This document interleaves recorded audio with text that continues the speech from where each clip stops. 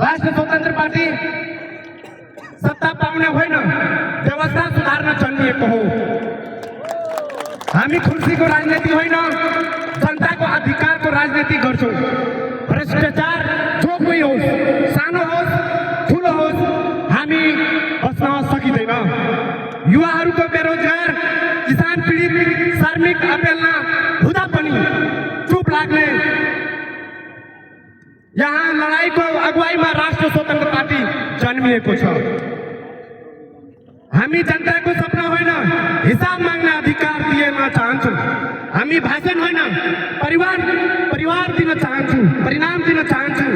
परिवर्तन माग्ने होइन, परिवर्तन गर्ने अठोस अघि बढौँ। अब जनता जागिसकेको छन्, अब पुरानो राजनीति चल्दैन। अब देश इमानदार जनताहरूको हातमा जानुपर्छ। अन्य विरुद्ध बोल्ने, भ्रष्टाचार विरुद्ध बोल्ने, राष्ट्र भविष्य आफ्नो हात लेख्ने अभियान सबैले एकता रूप आह्वान गर्न चाहन्छु। आदरणीय दाजुभाइहरू तथा दिदीबहिनीहरू, हामी आज यहाँ केवल भाषा सुन्नको लागि आएको होइन, देशको भविष्यको बारेमा निर्णय गर्ने बेला अहिले भएको छ। 30-35 वर्षदेखि उही पार्टी, उही नेता, उही भाषण, तर नतिजा केही आएन। न त देश बदलियो। अब प्रश्न उठ्छ कि गलती हामीमा हो कि पुराना पार्टीका नेताहरूमा हो। पुराना दलप्रति हिसाब सर्कदा सहित हामी भोट हालौँ, तर के रोजगार आयो? आएन। भ्रष्टाचार हट्यो? हटेन। देश युवा देशमै टिके, किसान मजदुर खुसी भए? होइन। यदि जवाब होइन छ भने अब पनि हामी भोट हाल्नु आत्मघाती हो र राष्ट्र स्वतन्त्र पार्टी किन? अब क्वेसन आउँछ, अहिलेको वर्तमान अवस्थामा राष्ट्र पार्टी किन उत्पन्न भएको होला भनेर। नयाँ सोच, नयाँ नेतृत्व र सभाको दरबारको पार्टी होइन, जनताको पीडा जन्मिएको पार्टी हो।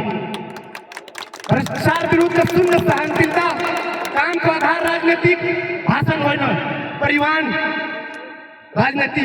हाम्रो सभापति रवि लामेछाने प्रश्न गर्ने नेता रवि दाई मन्त्री बन्नु अघि पनि जनताको पक्षमा लडिरहने भएको थियो र सत्ता पाएपछि पनि सत्तामा प्रश्न गर्ने हिम्मत उही नै फरक हो। युवाको आवाज आजको लाखौं युवा विदेशमा पसिना बगाइरहेको छ। किन? देशको अवसर छैन, देशमा अवसर छैन, सिस्टम बिग्रिएको हो। सब राष्ट्रिय स्वतन्त्र पार्टी भन्नुहुन्छ, युवा विदेश जानु बाध्यता होइन, विकल्प नपाएर हामी आएको हौँ।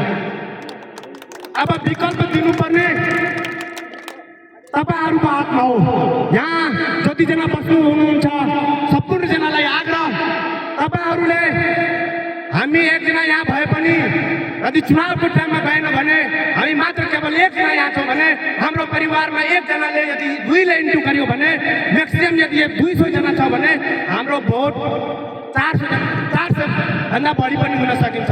त्यसर्थ भन्नुको अर्थ के हो भने, यदि हामी जानेर ठान्न भने हामी घरमा कन्भिन्स गरौँ, होइन 30-35 सालदेखि जुनसुकै पार्टीको होस्, पुराना जति पनि, म त नाम लिन चाहन्न, पुराना जति पनि होस् त्यसलाई नदिनु, किनभने एकचोटि अवश्य राष्ट्र स्वतन्त्र पार्टीलाई सम्झनु होला।